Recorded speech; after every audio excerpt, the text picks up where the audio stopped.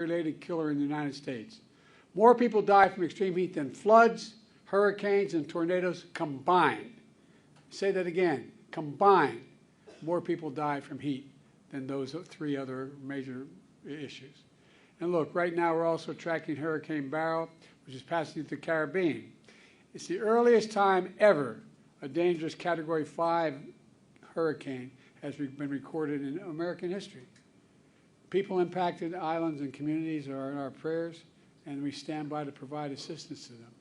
Look, extreme weather events drive home a point that I've been saying for so long.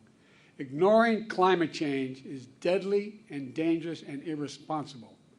These climate-fueled extreme weather events don't just affect people's lives, they also cost money, they hurt the economy, and they have a significant negative psychological effect on people. Last year, the largest weather-related disasters cost over, get this, $90 billion in damages in America. $90 billion in damages. That's the cost so far, last year. They drove nearly 2.5 million people out of their homes, from Hawaii to Vermont. These events also pose serious threats to our nation's transportation system, to our power grid, farms, fisheries, and forests. In each case, costing lives and costing money. And the impacts we're seeing are only going to get worse, get more frequent, more ferocious, hitting our most vulnerable people in the most hardest hit communities in the world. Look, you know, we can change all that. It's within our power. That's why today I'm announcing 5 new actions my administration is taking to address extreme weather, including heat and other hazards. The first, the Department of Labor is proposing a new rule that, when finalized, will establish the nation's first ever federal safety standard for excessive heat in the workplace. This includes things like developing response plans to heat illness, training employees and supervisors, implementing rest breaks, access to shade and water. You'd think we'd have to tell people access to shade and water. But, I mean, gradually easing new employees into heat environments. Across the country, workers suffer heat stroke or even die just doing their jobs. This new rule will substantially reduce heat injuries, illnesses, and deaths for over 36 million workers to whom it will apply, from farm workers to construction workers, postal workers, manufacturing workers, and so much more. You know, I want to thank Vice President Harris for the work she has done since she was in the United States Senate that led to this rule. Second, in the coming days, my Federal Emergency Management will also finalize a rule to improve our nation's resilience against flooding. Resilience. FEMA will now factor in the effects of future flooding for any federally funded construction project. That is, you're going to look at what caused damage, what broke down, and what the best way to repair it is. Not just bring it back to what it was, but prioritize making it better. Prioritize nature-based solutions to reduce risk of floods. Look, third, FEMA is announcing nearly $1 billion in grants for over 650 projects across the country that help communities protect against natural disasters, including extreme heat, storms, and flooding. These grants will also help advance my Justice 40 initiative to deliver at least 40% of overall benefits of clean transit, clean energy, and climate investment to devastated communities, to the poor communities always left behind. Fourth, the Environmental Protection Agency is releasing a new report showing the continued impacts of climate change and the health of the American people and on our environment. This report will help us prepare better, respond faster, and save more lives.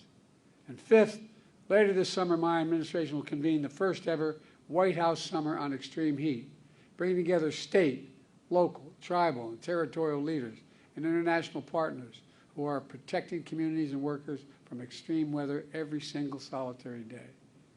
You know, along with these actions, another reason why we're here today is to get the word out so folks know these resources are available to them and anyone who needs them. I was telling the group who briefed me earlier, my brother has an expression, you got to know how to know. We think everybody understands government. It's complicated. We want the American people to know help is here, how to get that help. Follow the guidance from local leaders and public safety officials. Stay indoors, somewhere cool if you're vulnerable. Be careful on hot pavement. Know the signs of heat stroke like headache, nausea, and dizziness. and always have water with you whenever you're outside this summer. Today's announcements build on historic action my administration has already taken to address extreme heat events. We launched a new website, heat.gov. Let me say it again, heat.gov, that shares life-saving information and links a new heat risk tool to help communities forecast extreme heat. Just enter your zip code and see the heat forecast not only generally, but in your community where you're living. And we'll get back to exactly what the heat forecast for your neighborhood is. My Department of Labor also created the first ever national program to protect workers from heat stress. We've invested billions to enhance our power grid, expand energy shortages so that lights, air conditioning, refrigeration, internet stay on during heat waves, storms, and other climate changes. It's building back a different way. All told, we've invested a record more than $50 billion for climate resilience, including against extreme heat and wildfires. But that's not all. My American Rescue Plan is helping states and cities promote energy efficiency, reduce the impacts from flooding, and open cooling centers. People have to know where to go, where they can go in their neighborhood. It's just not automatic.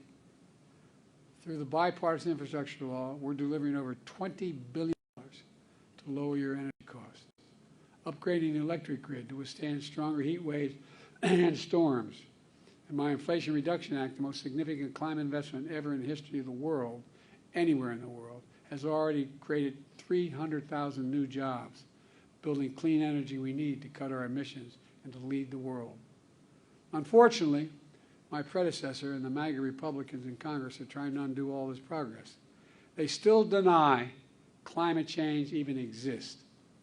They deny climate change even exists.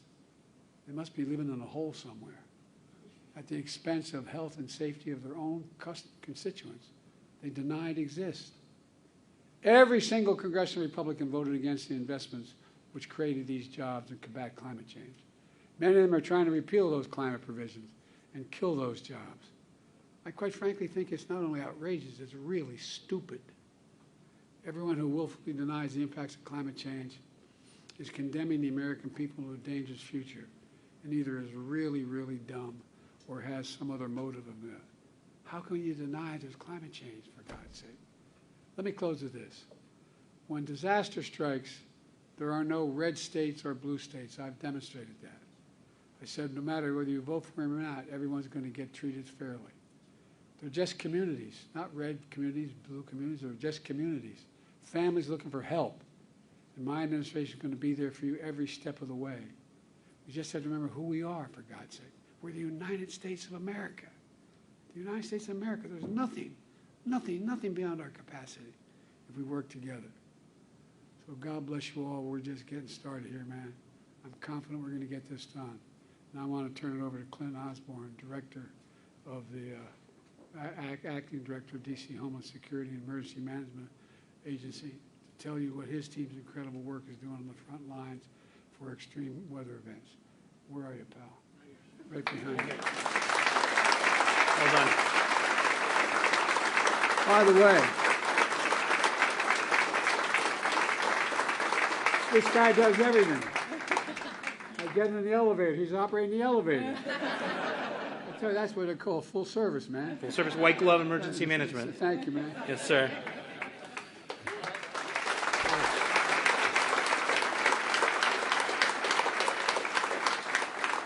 Thank you, Mr. President. Good morning. I'm Clint Osborne, Acting Director of the District of Columbia's Homeland Security and Emergency Management Agency. I'm honored to welcome you, Mr. President, and members of your administration, as well as Mayor Bowser and members of her administration, to the District's Emergency Operations Center, or EOC. Here at HCEMA, we have more than 120 staff members who work every day to ensure the health and safety of our district residents, businesses, and visitors. You'll also see around us partners, hundreds of partners that we have at the state and local and federal level who come to this center to make sure everything works during emergencies. During an emergency or disaster, our team also works to disseminate timely life safety information to help residents make informed decisions for themselves and their families. And I think you've given us new guidance to make it clear, crisp, and to meet people where they are. We've activated, as Mayor Bowser said, our EOC more than 25 times in the last 2 years, for emergencies ranging from heat waves and hurricanes to hazardous air quality incidents because of wildfires. Without the support of dozens of district and federal partners, we wouldn't be able to accomplish our mission and serve our community. I'd like to take this opportunity, Mr. President, to introduce you to just a few of the folks who make up the district EOC team.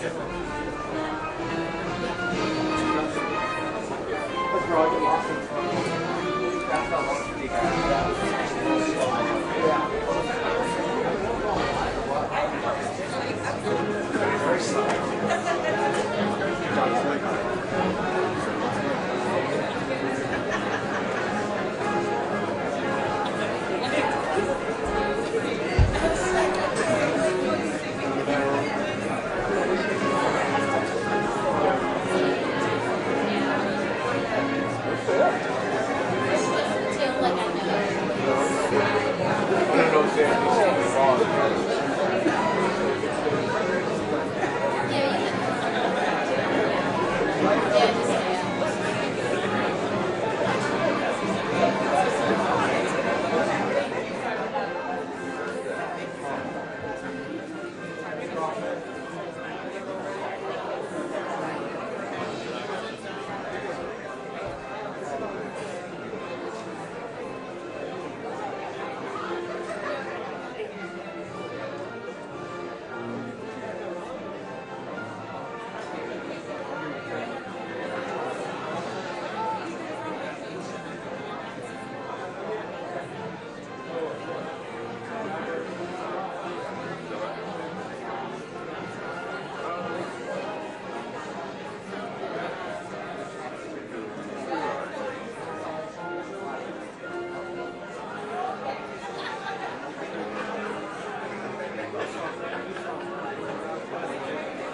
for